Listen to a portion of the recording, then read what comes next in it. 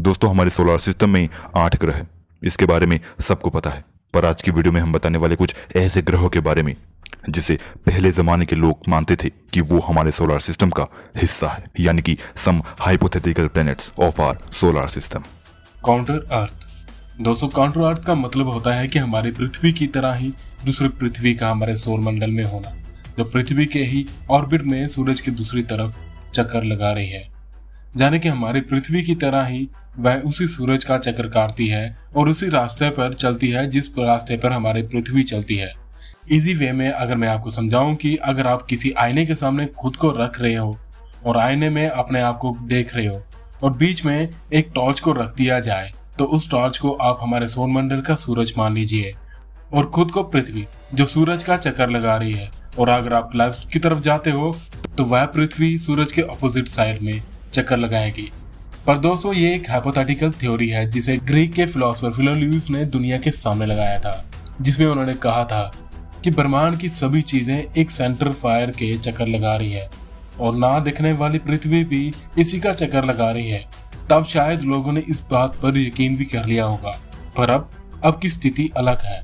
अब हमारे साइंस ने इतनी तरक्की कर ली है कि हम ऐसी हर हाइपोथेटिकल थ्योरी पर पर्दा उठा सकते हैं।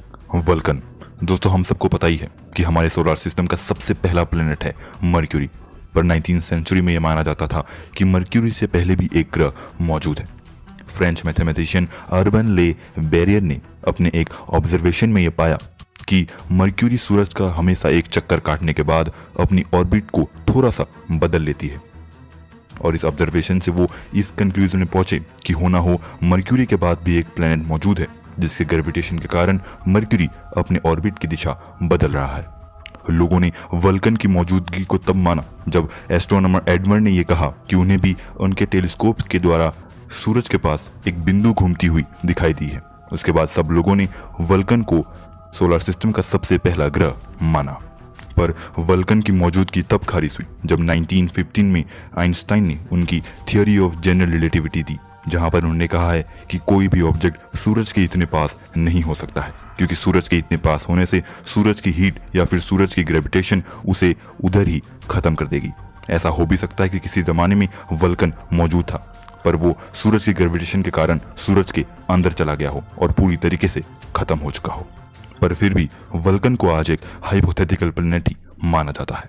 प्लैनेट एक्स यानी निबिरू कैटेक्लाइज्म एक ऐसा हाइपोथेटिकल प्लैनेटॉइड है जिसके बारे में कुछ ऐसे आइडियाज़ लगाए गए हैं कि ये हमारे प्लैनेटरी सिस्टम के अंदर रॉक प्लैनेट की तरह घूम रहा है और कभी भी ये किसी भी प्लैनेट से टकरा सकता है।